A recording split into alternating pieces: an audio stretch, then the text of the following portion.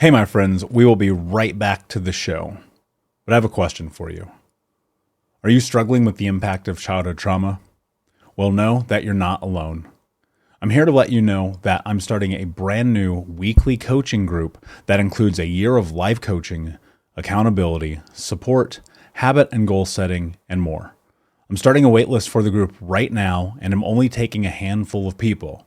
And I'll let you know that through this personalized coaching, we'll work together to help you understand how your childhood trauma has shaped your beliefs, behaviors, emotions, and will help you create a roadmap for healing and growth. Right now, you can schedule an absolutely free coaching session with me and get put on the wait list if you go to thought-provoking.com. My friends, it's your time to turn your trauma into triumph, breakdowns into breakthroughs, and become the hero of your own story. And I'm here to support you in doing that. Just go to thinkunbroken.com to register for a free coaching call with me and to get put on the wait list for the brand new weekly coaching program. We'll be right back to the show. But before we do, I want to tell you about today's sponsor, factormeals.com, where if you go to factormeals.com/unbroken50 and use the code unbroken50, you can get 50% off your first order. That's factormeals.com/unbroken50. If you're like me and you are a person who is busy trying to create a life, heal, work on their health, wealth, and relationships, and not to mention deal with the day-to-days of normal life, you do not have time to be going to the grocery store and trying to figure out what you're going to cook every single day of the week. In fact, one time I did the math and I realized I was spending over 15 hours a week at the grocery store and cooking.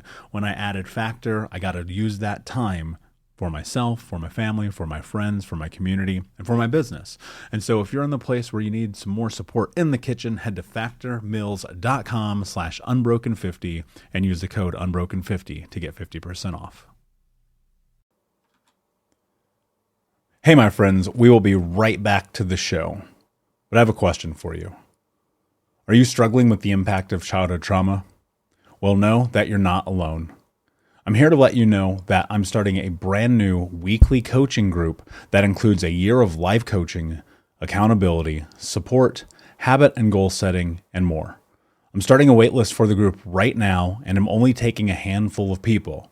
And I'll let you know that through this personalized coaching, we'll work together to help you understand how your childhood trauma has shaped your beliefs, behaviors, emotions, and will help you create a roadmap for healing and growth.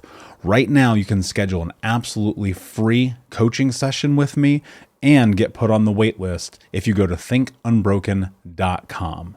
My friends, it's your time to turn your trauma into triumph, breakdowns into breakthroughs, and become the hero of your own story. And I'm here to support you in doing that. Just go to thinkunbroken.com to register for a free coaching call with me and to get put on the wait list for the brand new weekly coaching program. Hey, my friends, we will be right back to the show. But I have a question for you. Are you struggling with the impact of childhood trauma? Well, know that you're not alone. I'm here to let you know that I'm starting a brand new weekly coaching group that includes a year of life coaching, accountability, support, habit and goal setting, and more. I'm starting a waitlist for the group right now, and I'm only taking a handful of people. And I'll let you know that through this personalized coaching, we'll work together to help you understand how your childhood trauma has shaped your beliefs, behaviors, emotions, and will help you create a roadmap for healing and growth. Right now, you can schedule an absolutely free coaching session with me and get put on the wait list if you go to thinkunbroken.com. My friends, it's your time to turn your trauma into triumph, breakdowns into breakthroughs, and become the hero of your own story. And I'm here to support you in doing that. Just go to thinkunbroken.com to register for a free coaching call with me and to get put on the wait list for the brand new weekly coaching program. Hey, what's up, Unbroken Nation? Hope that you're doing well wherever you are in the world today. I'm very excited to be back with you with another episode with my guest, best-selling author, Gabor Maté. My friend, how are you today? What is happening in your world? Well, I'm very well, and I'm very excited, as you might imagine, because 2 weeks from today, actually, my new book, The Myth of Normal: Trauma, Illness, and Healing in a Toxic Culture, is published. So there's a lot of activities surrounding that, and you're an author yourself, so you know what that's just like, where you're just waiting for that birth to finally happen. Fair. After all those years of gestation, you know? Yeah, very much so. And you mentioned before we started recording, it's taken you a decade to research and to create, publish, and launch this book. And I love so much of the foundation of it, especially built around this concept of like, what is normal? You know, you look at the world through the scope of trauma. I would dare say nobody makes it out of childhood unscathed. Obviously, there's different levels of that. But what I'm curious about is, what is this myth? Like, why has normal now become this ideation that everyone is constantly pursuing, if not more often than not to our own detriment? Right. So there's a valid use of the word normal, which is that with beyond a certain range, life doesn't exist. So that if your blood pressure goes too low or too high, you don't live. If your blood acidity goes too high or too low, you don't live. If your temperature goes too high or too low, you don't live. So that there's a legitimate use of the word normal. But we've come to apply the word normal to everything that happens regularly, whether that's healthy or not. And so that in this society, 70% of adults in the United States are at least on one medication. And more kids are being diagnosed left, right, and center with ADHD and anxiety and depression and suicidal ideation and so on.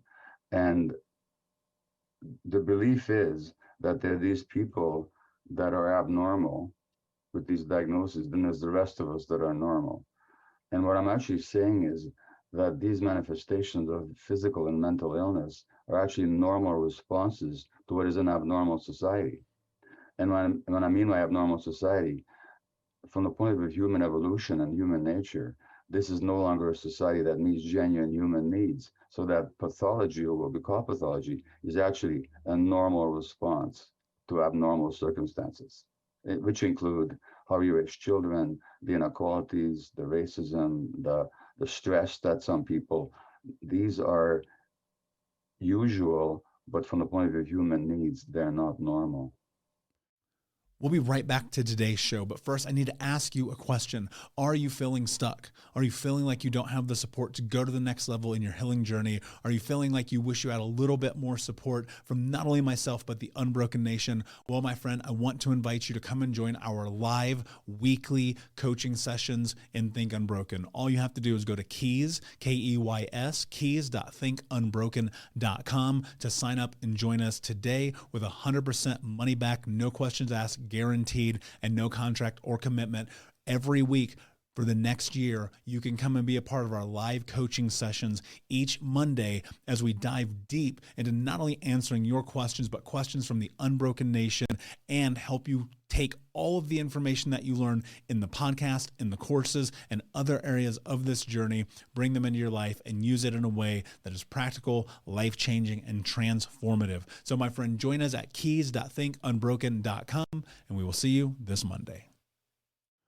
And, you know, it's funny because you look at the quote unquote normalcy of rearing children, especially in this society, and you often find, well, leave the child in the corner to cry, let them be angry by themselves, stop nursing when they're 9 days old, right? You know, whatever that thing may be.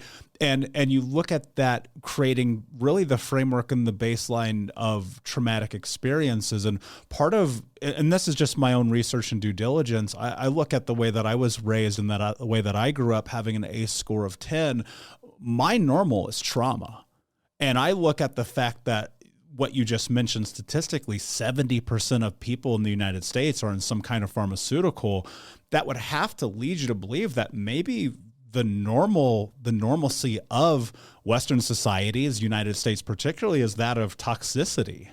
That's my point. And there was an article in the New York Times just 2 days ago about this teenager who's on 10 different psychiatric medications. I saw this. Unbelievable. You know, now the things that you mentioned about kids being left out to cry and not being picked up when they're crying and so on. Can you imagine a mother baboon or a mother cat doing that? No. You know, like mammals We're created for contact and connection, and especially the infant of the species. Now, the way parents are told to raise their kids these days runs completely contrary to nature, to their own parenting instincts, and to the child's developmental needs. And then, so we basically, and in the United States, 25% of women have to go back to work within 2 weeks of giving birth. Can you believe that? Now, that amounts to an abandonment of 25% of American kids at 2 weeks of age, because that's how the child experiences it. And that's traumatic. And this is considered normal. And then we wonder why so many kids are being diagnosed with all these so-called diseases, which are not diseases at all. They're normal responses to what I call is a toxic culture. Yeah, and their coping mechanisms and their biological responses to the chaos of childhood. And I look at my life. I turned to drugs when I was 12 years old. I mean, the first time I got high, I could barely tie my own shoes. And it's like you look at that, and that's such a subculture of society. Whether you have this group of parents who are perhaps helicopter and overbearing, or totally avoidant, dealing with their own traumas like mine, it's that. I found at a very young age, I was seeking peace, right? You look at the intersection from people who have had these experiences and addiction, and it's like, we have this short-term relief, but there's such dire consequences on the backside of it. If we're living in this quote unquote normal society, how is it that we're not having a deeper conversation about the root cause of not only addiction, but trauma as a whole? Well, exactly. And if you look at the US, your country, I live in Canada, but last year there were over 100,000 overdose deaths from drugs, over 100,000 people. That's twice as many as died as Americans who died in the Vietnam War. This is in 1 year. And just as you say about yourself, all these addictions, as I point out in the relevant chapters in my new book, addiction is not this disease that we inherit or somehow choose. All addictions are attempts to escape some emotional pain that's rooted in trauma. And I'm talking about whether it's addiction to drugs, or caffeine, or nicotine, or sex, or pornography, or gambling, or shopping, or eating, self-harm, to work. These are all attempts to temporarily escape the inner discomfort, as Keith Richards said, the contortions we go through just not to be ourselves for a few hours. And he should know, because he's the world's most famous former heroin addict. And the question we have to be asking ourselves is, what is it about this culture that makes so many people distressed in their own skin that they have to escape into all these addictive behaviors? And that question is not being asked. Medical students are not taught about trauma. Politicians understand nothing about it. Social policy doesn't take it into account. And so we end up basically shunting aside, punishing, or treating very inefficiently people who are simply trying to run away from their pain. Yeah. And to that question, I watched The Wisdom of Trauma again in preparedness for this conversation. And, I look at the story that you share briefly with Joey, pulling him off the street and his experience with drugs, and you go, well, what is the root cause? Like, what is it really that makes people want to avoid being themselves? Like, is that because we don't want to face the pain of the reality of who we are, of our experiences, of our past? Like, where does it come? Where's the intersection, I guess, between here I am today, but I'm going to step into drugs, addiction, whatever that thing may be, because that satiates something in me? Where is that crossroad? Joey from the film The Wisdom of Trauma is a good example, because he's an Indigenous Canadian. Now, Indigenous people make up, when I say Indigenous, I mean what they call Indians in the States, but Indians is a very poor word for people that have nothing to do with India. But Indigenous Aboriginal Canadians, First Nations people, we call them, they make up 5% of the Canadian population. They make up 30% of the jail population. Indigenous women make up 50% of our jail population. When I was working with the heavily addicted, as a physician, working with a heavily addicted population here in Vancouver, British Columbia, 30% of my clients were Indigenous. Now, why? Because they're the most traumatized segment of the Canadian population. They were, for hundreds of years, oppressed, killed. Their children were abducted from their homes. The Pope was in Canada recently apologizing for these infernal church-run residential schools where kids were abducted from their families, physically, sexually, emotionally abused. Every category of adverse childhood experience was visited upon them. Thousands died, and we're still looking for their bodies.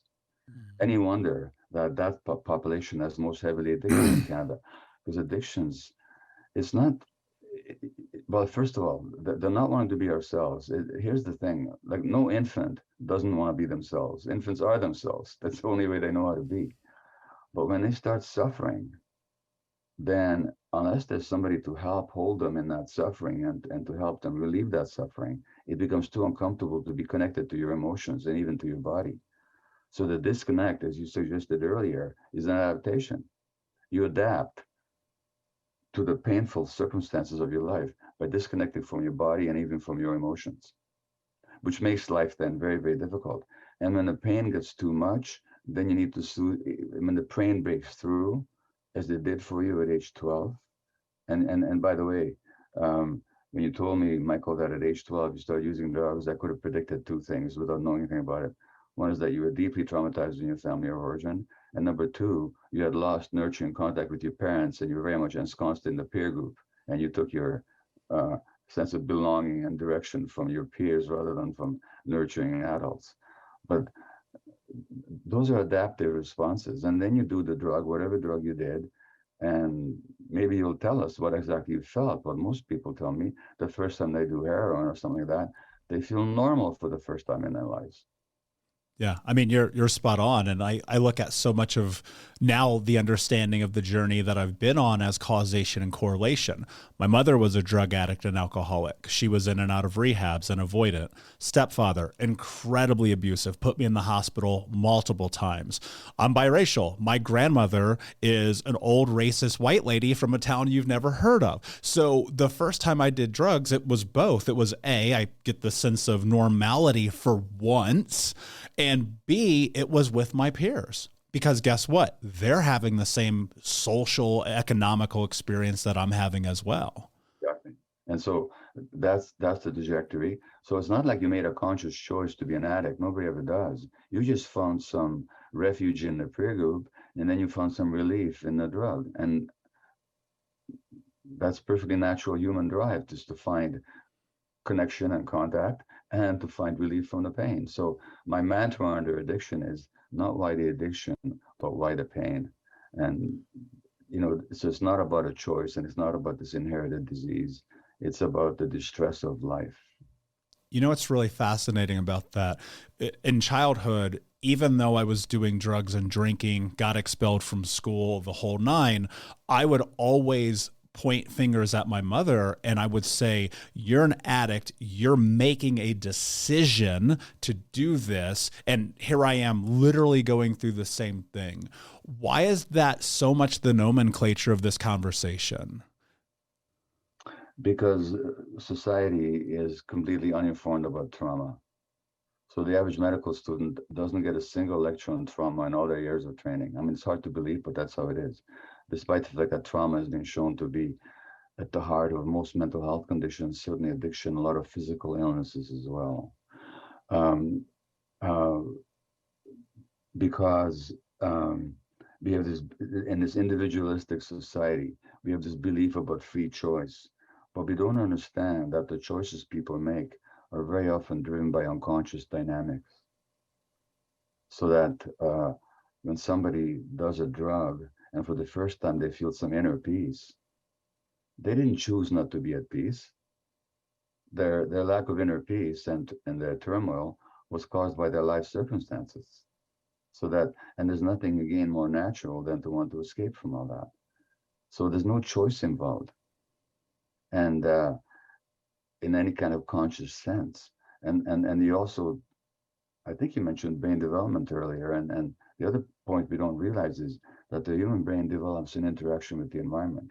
So your mother, already in the womb, would have passed on her stresses onto you, which means that her cortisol and adrenaline, those stress hormones, were already shaping your nervous system even before you were born. What choice did you have in that? Yeah, you look at that and you're very much set up for failure. And then if you add in the socioeconomical aspects of that, growing up in government housing, church food, if we were lucky, our new clothes came from the Goodwill or Walmart, and so going through that, it was just, you witnessed that and the organism responds accordingly. And high stress, I remember just having this really intensive thought process in all of my childhood that once I'm an adult, things will be different. And one day, Gabor, I came to a recognition. I was 25, almost 26. I hit this massive rock bottom moment. I was 350 pounds, 2 packs a day, drinking myself to sleep, cheating on my girlfriend. My brother had literally said, "You're not my brother, never talk to me again." My friends ostracized me. I'm about as low as I could be. And it hit me. I am treating myself the same way that they treated me. And what I'm curious about is, why do we do that? Well, because when you're traumatized, that has certain consequences. So one of the effects of trauma is that we believe there's a shame-based view of the self. It's one of the greatest impacts of trauma. So that we actually are ashamed of our very existence. We don't believe we deserve very much or very, very much good. So we seek out situations that will reinforce our negative view of ourselves. That's the first point. The second point is that we already talked about. Trauma disconnects us from ourselves. So you no longer know what's good for you, because you're not listening to your body. Your body was screaming at you all this time, not to stuff it so much with food and not to treat it the way you were treating it. But because it was too painful to be in your body as a child, you disconnected, not consciously. This is your organism doing it to protect you. But that disconnect will then lead you into all kinds of situations that are harmful to you without you even realizing it. So trauma will do that to people. And trauma, of course, will also make you suspicious and wary and it'll give you a lot of pain that you have to soothe. And trauma interferes with the proper development of the brain. And you mentioned you're biracial. Well, I don't know if this is true or not, but my guess is that in this society where everybody has to be labeled, many people would look at you as colored. Would that be the case? Yeah, you're very accurate. And that was a battle I fought in childhood, to be like, nope, I am biracial. Yeah. So, but you're not allowed to be yourself. You're labeled. And there's a Black American psychologist called Dr. Ken Hardy, who talks about the assaulted sense of self, where you take on other people's view of you, which is very much a problem for any racially ostracized minority in any society. And that racial labeling and viewing of people has physiological impacts. It affects the brain, it affects the physiology of the body, so that Black American women, the more episodes of racism they experience, the greater the risk for the onset of adult asthma, for example. And you can look at various measures of biological aging, comparing people of color in the States to people. By the way, I never understand this language of color, because who the hell isn't colored? I mean, why am I considered non-colored? And it's nonsense to start with. But using that language, people of color are aging more rapidly by all kinds of measures than people so-called not of color. This has got nothing to do with gender, nothing to do with racial origin. It has to do with the stress of living in a society of inequality, where race is one of the factors that determine your status. So that all these social factors have a huge role to play in human health, mental health, and physical health. And so that as does economic circumstances. But of course, I'm not saying that any class in this particularly toxic society escapes pathology. They don't. But there's an unequal distribution of ill health. For example, during COVID, who were more likely to get COVID and to die of it? There were people who were poor, obese, and people of color, and often the three go together. And again, it feels very much so like you look at life through this scope of my hope is that people will ingest so much of this information with creating a new foundational baseline to just have an assessment and an acknowledgement, because ultimately I felt like that was the very thing that changed my life forever. One of the things I've shared on the show before, and this is heavy, obviously we don't know each other, but I want to create context. So I'm going to share this. When I was 4 years old, my mother cut off my right index finger. Right. And so I had multiple surgeries, multiple skin grafts. And one of the things that I did, Gabor, is I would stuff down the emotional response of this. Every time I'd have to look at this thing I literally cannot hide from.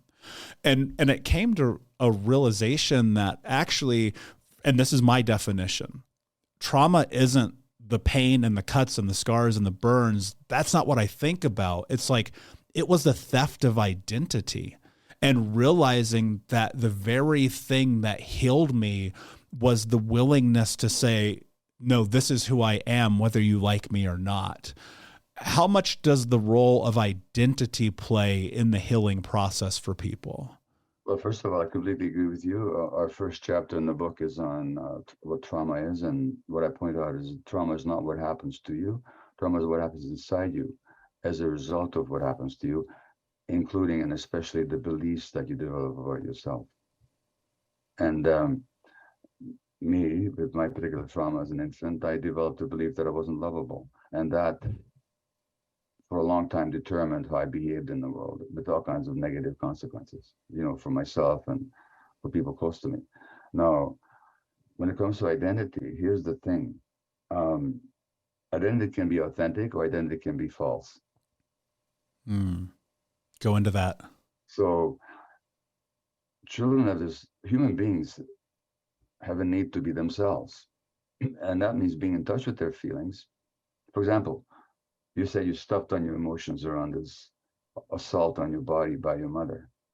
Well, your genuine emotions would have been rage, but can a 4-year-old afford to be in a rage all the time when he depends on nurturing and caregiving from the person that hurt them? So self-protectively, you stuffed on a rage.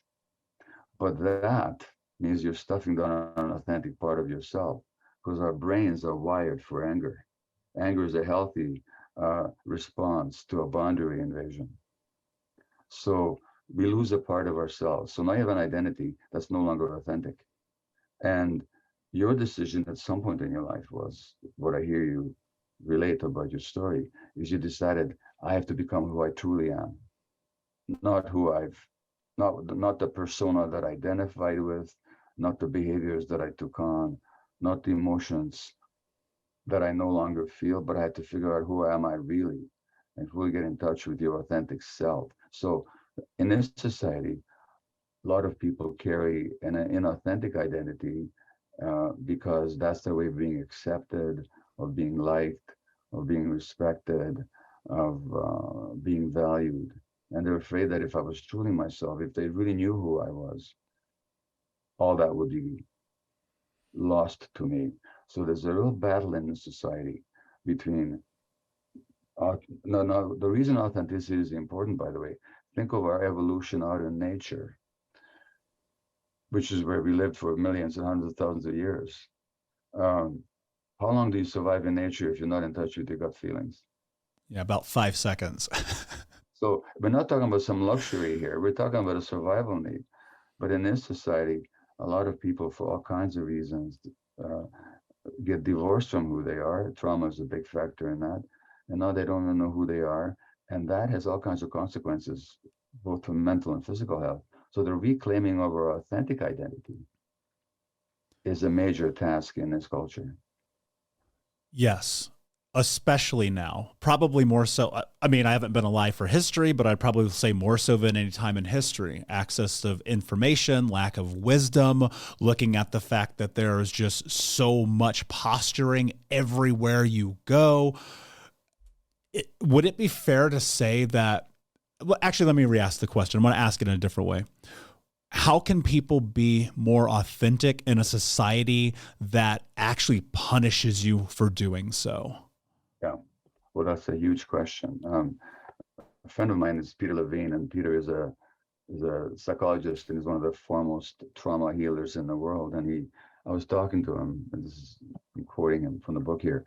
He talks about mothers who Botox their faces, and when they interact with their infants, they can't respond to the infant smiles. And he says the internet is a kind of a massive social Botoxing. We all present the face that we want to the world, but nobody knows who we actually are.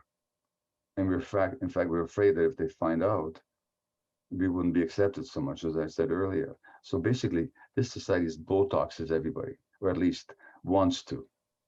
So then the question is, well, look, the first answer to the question is, and you talked about hitting rock bottom, and the Buddha said once that recognizing the source of your problem is the first step towards healing.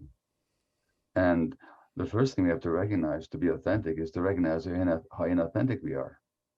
All the times in the day where you suppress your feelings, or you pretend to think or say something that you don't really believe, or you don't say no to a demand that you don't actually want to say yes to, but you're afraid of the response.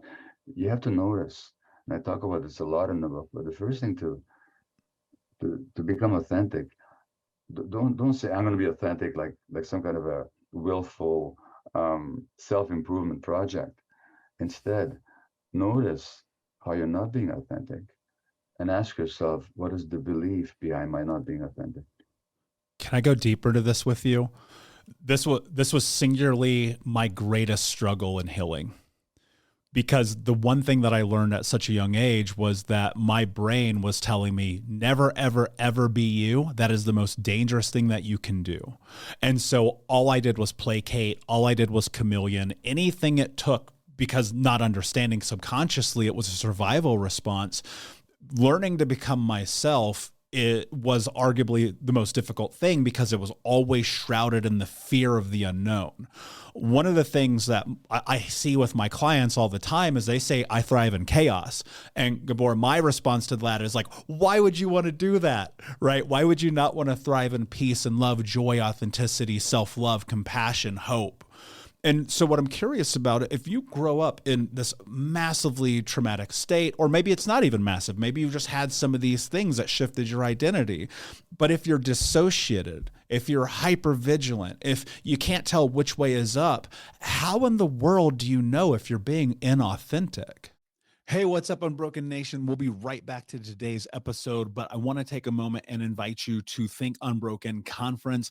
That's right. Our next conference is happening right around the corner this December, with amazing speakers from around the world who are leaders in personal development, trauma education, mindset, and more. All you have to do to register to watch for free, that's right, $0, come and join us, is go to myunbrokenlife.com, register and sign up. You can get access to the free event. Watch live with us this December. It'll be myself speaking, along with amazing human beings like Anthony Trucks, Jamie Bronstein, Leslie Logan, and a special interview that I'm doing with Dr. Gabor Maté that has never before been released. So come and join us, myunbrokenlife.com. All you have to do is put in your email. We'll send you over the registration. You'll be able to come and join us, watch live. And then if you want access to the recordings or more information there for you to keep them forever. But in the meantime, go sign up. Block it off on your calendar. This is going to be a transformational experience that you do not want to miss. Head over to myunbrokenlife.com to register for free. Until next time, be unbroken. Well, so first of all, I can totally relate to that statement about thriving in chaos. I was the director of a palliative care unit at Vancouver's largest hospital, working with dying people. And the nurses said that working with me was like working in the eye of a tornado, you know, with my ADD and my quick mind jumping all over the place and, running from place to place. I get it. And that's because that's all I knew. Yeah. That's all I knew. It's not like I'd had a peaceful life before. My life began in chaos. It began in the Second World War as a Jewish infant under the Nazi occupation. So chaos is all I knew. So that's where I learned to function. So I had nothing to compare it to now. What usually happens is the same thing that I understand happened to you. At some point, we get a big wake-up call. There's a Greek playwright, Aeschylus, who wrote 2,500 years ago in one of his plays that the ways the gods created us, we have to suffer into truth. So it's not like I had a big epiphany. Perhaps you did from one day to the next. I didn't, but it was. No. But I suffered in my life, and my children suffered, and it doesn't matter how successful I was. And so I had to actually ask myself, well, what is the source of this? So it was a painful process, which continues to this day, of waking up to who I am not and who I really am. And the more I become who I am, the more peaceful life becomes for some strange reason, and the more satisfying it becomes, and the less anxiety there is, and so on. But it's a lifelong process. And as you implied earlier, so much in this culture demands that you not be yourself. You're actually moving against the culture. And if you look at the studies, there's one psychologist who studied this, is the people who didn't identify with the culture who were the healthiest. Mm. It also means some friends of yours that are used to your authentic self may not want to stay with you, but you know what? You'll make much better friends who want the real you. So you probably know that game as well. Is that the people that really honor who you are, they'll be on your side. And some people who they want something from you, they want the inauthentic other, they may not be so pleased when you show up as yourself. Why is it that this is something I've pondered for a long time now, in consideration of now having coached more people than I can count, of watching people's lives transform just through the teachings and understandings that I've had, and finding many, many of them having great successes. And even I'll include myself in that, obviously. Why is it that some people are able to step into what I'll call a transformational stage of recognizing these very things that you're mentioning, like really calling to attention? I'm not being me, the willingness to go through, do the work, understand, like, yes, this is a lifetime journey when you sign on the dotted line, and then seeing growth. Why do some people witness that, and some people it's like, here's everything you could ever need right here, and they just don't take it? Well, I think there's three reasons. One is they're so identified with the false persona that they're terrified to give it up, because that false persona helped them survive as a child. So they identify their falseness with survival. Mm-hmm. The stuffing of emotions, the pretense, the placating, the pleasing, and all that. They identify with their very survival. And when you identify something with survival, it's very scary to give it up. That's the first reason.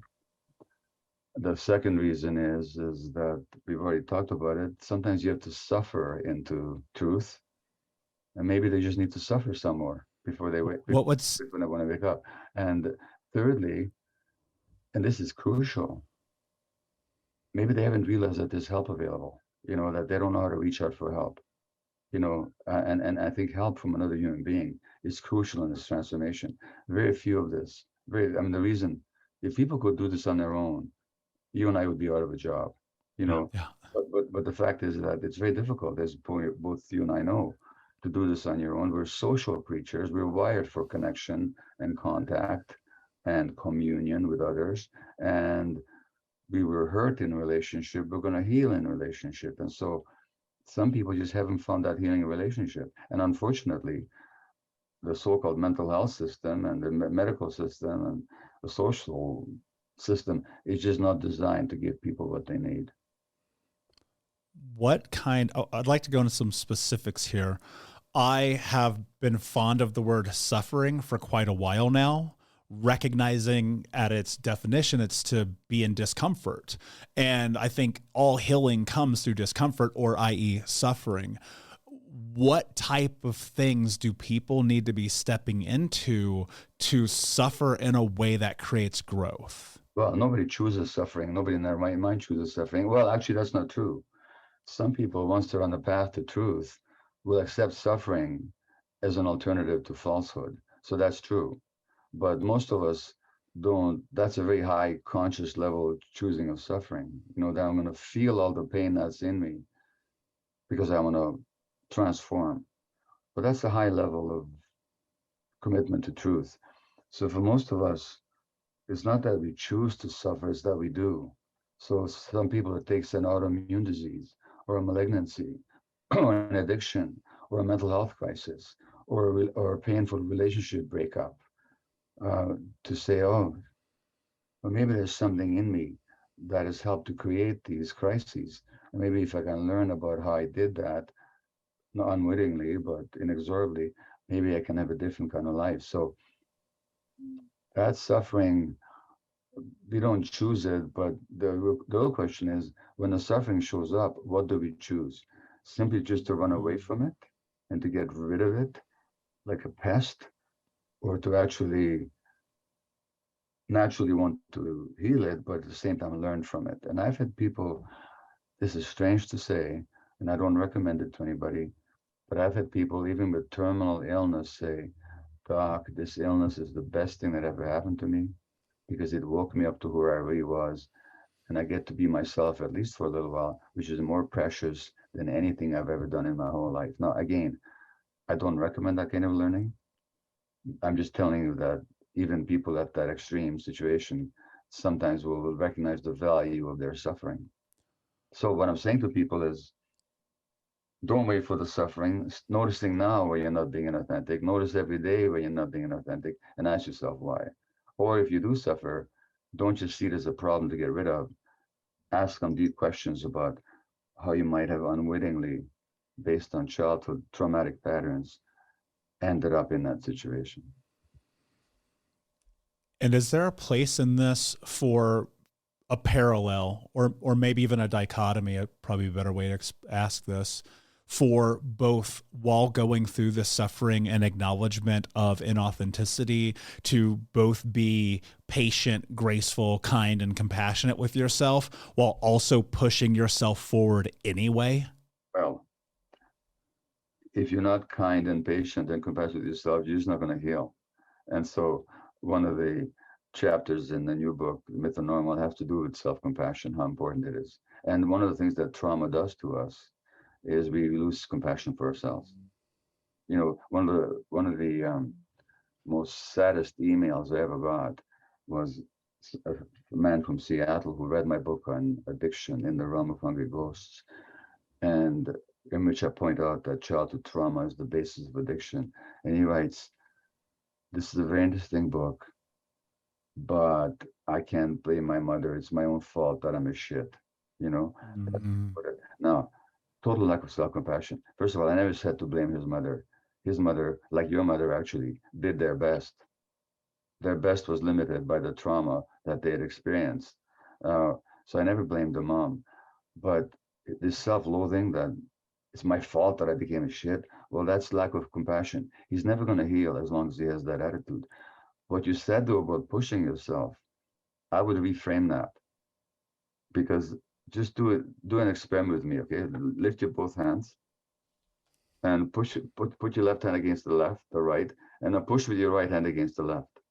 Push, push, push. What does the left hand do? Nothing. What it does, it pushes right back. Oh, yeah. True. Yeah, yeah. It's friction. If it did nothing, it would just go like this. So there's an automatic resistance to being pushed, even if the pushing comes from yourself. Then what do you do to continue? Here's the reason and the rationale in that question. When I found myself at the crux of what now has become my life 12 years ago, it was a very simple question. I asked myself, what are you willing to do to have the life that you want to have? Right. My response to that was no excuses. And that to me has always felt like go forward no matter what, find a solution. You will figure it out on a long enough timeline. Yeah, sure, but we're just quibbling about language here. But I would still not use pushing. I would say it's a calling that you had that you followed. So then if you were to interchange that word, how would you describe the thing that people should do in order to continue to go forward, especially when it's hard? I would say to follow the inner calling. Mm. I find myself in situations when I push myself to meditate. There's a lot of maybe I'm talking about myself here, but when I push myself to do things, I tend to resist. When I notice the inner call and I follow it, then I tend to move forward. So that's why I don't use the language of pushing very much. Okay, so I'm going to go a little bit deeper into this. So let's say you have that inner call to go forward to something, but you're facing internal resistance. Maybe it's about an investment in yourself. Maybe it's about joining a course, joining a program, hiring a coach, going to a therapist, buying the next book. Like, how do you navigate that? You know you need to do it, but there's resistance about doing it, even though it'll make your life better. Then to get very compassionate and curious about that resistance, and to ask, well, what do you, there's a part of you that resists. Talk to it. What are you afraid of? What are you resisting here? Like, rather than making the resistance wrong, don't make any part of you wrong. It's all there for a reason. So make friends with it. Ask what it's afraid of. It's afraid of something. And partly what it's afraid of is losing the identity that it had identified with all its life, you know? And so you have to work with it and reassure it it's okay. I'm gonna be more myself than I ever was. You don't have to be afraid, and you'll enjoy it a lot more. What I'm suggesting here is that you work with the resistance, not in a hostile way, but with a compassionate way. There's always a reason for anything that's in us. And at some point, that resistance, you see, at some point, that resistance to be authentic saved your life. So when you notice the resistance, at least treat it kindly. Okay, I get it. At some point, you really had to come along to protect me from more dire consequences. I get it. Thanks. But I don't need your services anymore. You can relax now. In other words, be kind to every part of yourself. That's what I'm suggesting. Yeah, I love that. And in my personal values, kindness is one of my personal values. I think it's one of the most important assets of the human experience. Kindness for yourself, kindness for others. What would you say to the people who are like, yeah, I hear you. You guys sound great, but I go and destroy myself every single time I spill the glass of milk, that I'm late for work, that I get into an argument with my partner. I have this tremendously negative self-talk that then is reinforced by society. What would you say to those folks? First of all, I'd say I totally get it. And that's the way I used to talk to myself as well. Furthermore, I would say that even that voice that makes you wrong for everything served a function at some point. At some point, it makes sure that you follow the rules, or wanted to make sure so that you'll be accepted. So even that voice that's so critical is still at some point came along to keep you in line so that you'll survive. And it's just another one, it's just another part of yourself that had a function at some point. As unpleasant as its voice is in your ears, at some point it did have a survival function. It no longer does. So be kind to that voice and say, thank you. You're still trying to keep me in line. But you know what? You're not helping me anymore. So don't reject any part of yourself, even that voice. Well, that's one way to deal with it. Another way to deal with it is, I hear you now. Flake off and go somewhere else. I don't need you anymore. So whatever you need to do, but whatever you do, don't believe it. Just recognize that it's an old message wired into your brain decades ago. It's got nothing to do with who you are and your reality. Yeah, I totally agree with that. Yeah. Please. I was also going to say, look, at some point, people have to go to somebody and get some help. So they have to come to you as a coach, or me in my role as a therapist. Not that I take on individual clients anymore, but they have to talk to somebody, and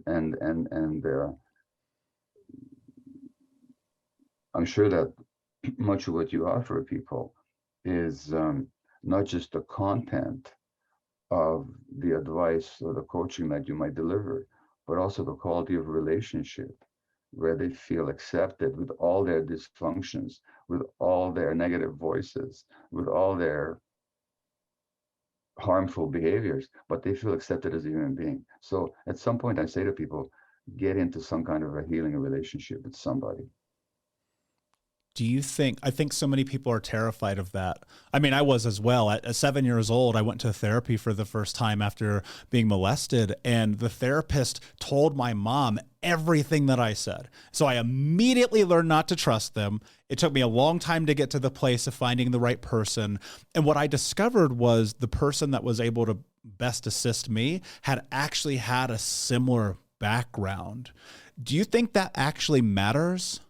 Well, it does matter, and because when I in the book when I talk about compassion, I distinguish 5 levels of compassion, and one level is what I call the compassion of recognition. Now, when I worked with this heavily populated, heavily addicted downtown East Side population in Vancouver with their hepatitis C and their HIV and their multiple dependencies on drugs, I saw myself in all of them. There was nothing in them that I didn't see in myself. The craving, the emptiness, the desperation, the capacity to be completely manipulative in my behavior, all that. No, I was luckier. I was not nearly as traumatized as they were, and I was a middle-class physician. But for God's sakes, the only difference between them and I was that they'd suffered a lot more in life, and their situation was much more dire from racial, economic, class, and personal points of view.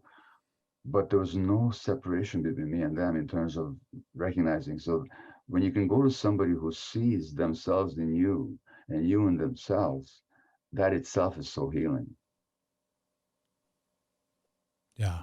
And it's beautiful. And because in that you find not only compassion for yourself, but in each other. And I think that ultimately that communal aspect of growth is arguably the most transformative thing that you have. I tried to do this on my own, man. And let me tell you, at 26-year-old, shit was not working, right? Well, the funny thing is, I've never had a drug addiction in my life, but I've had addictive behaviors like shopping, for example. Sometimes I spend thousands of dollars a day, on buying compact discs, literally. And sometimes I would even leave my patients in hospital to go and get a compact disc. I mean, can you believe it? But so I say this to my downtown East Side clients, and they just sort of smile and laugh and shake their heads, and they'd say, "Hey, doc, you're just like the rest of us, aren't you?" So they got the similarities, you know. Yeah. And that's what we have to realize, to go back to what we said about normal. In this society, we're all addicted to something. We all suffer from inauthenticity, some more than others. Some bear the brunt of social circumstances more than others. But basically, as you said earlier, few of us, if any of us, escape from childhood unscathed, untouched by the imprints of trauma. And so that in that sense, we're all on the same boat. Yeah. And Yes.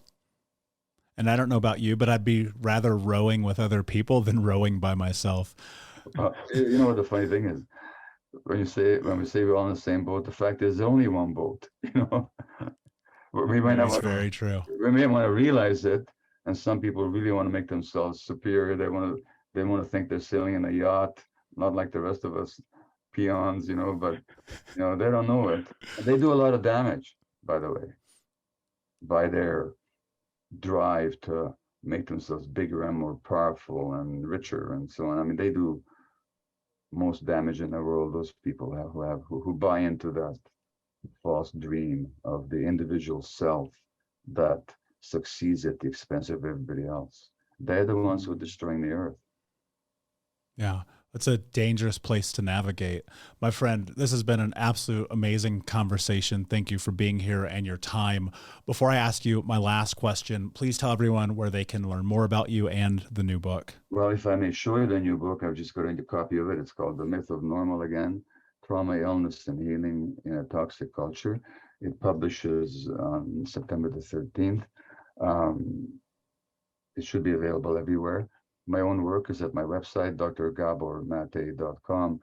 I have about multiple dozens of my talks on YouTube. They don't cost anything to watch. I didn't put them up there, people did, but they've been seen by hundreds of thousands, in some cases millions of people, freely available. The film that you mentioned, The Wisdom of Trauma, you can watch it online as well. All you have to do is Google me and you get more than you want. So it's not hard to find me these days. And with this new book, it'll be even easier to find me. Yeah, and my hope is if this book does what I believe that it will do, it'll further this conversation that needs to be had. I look at childhood trauma in my first book. In the opening, I said child abuse is war. And we're having this war in this country, in the society, in culture, in the world. And ultimately, I hope that more amazing conversations like this can be had publicly so we can continue to change the scope of the future and ultimately move towards what my very personal mission is of ending generational trauma. My last question for you, my friend, what does it mean to you to be unbroken? It means to realize your true nature. In that, let's take something like addiction, and people talk about I'm broken and I'm damaged and all that. Well, is that true? When we recover from addiction, what does the word recovery mean, by the way? It's a good English word. When you recover something, what do? You find it again, right? Now, when I ask people, what did you find when you recovered? They say, I found myself. So that means that that true self, that authentic self that you and I have been talking about, has never been destroyed. It's never disappeared. It can't disappear. It can't be destroyed as long as there's consciousness.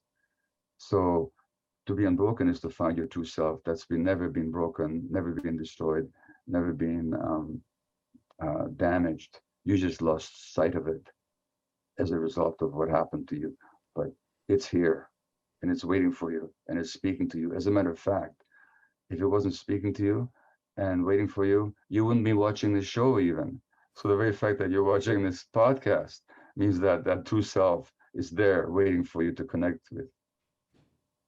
Yeah, brilliantly said. I have goosebumps. You probably can't see it on the camera, but incredible, my friend. Thank you so much for being here. It means the world.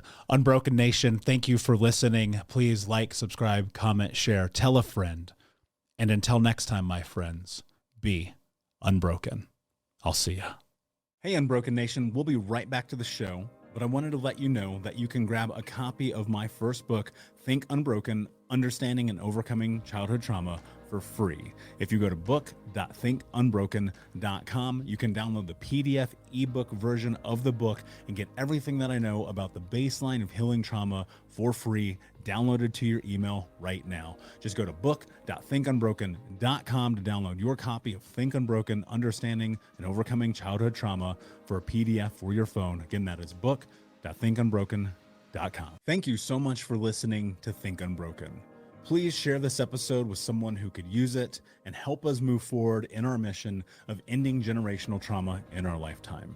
And if you would, please take 5 seconds to pop on iTunes or Spotify, hit that 5-star, leave a review, and you can also reach out to us on social at Michael Unbroken or at Think Unbroken. And of course, you can check out our YouTube channel at Think Unbroken. Thank you for being a part of Unbroken Nation, my friends, and until next time, be unbroken. Hey, my friends, we will be right back to the show, but I have a question for you. Are you struggling with the impact of childhood trauma? Well, know that you're not alone.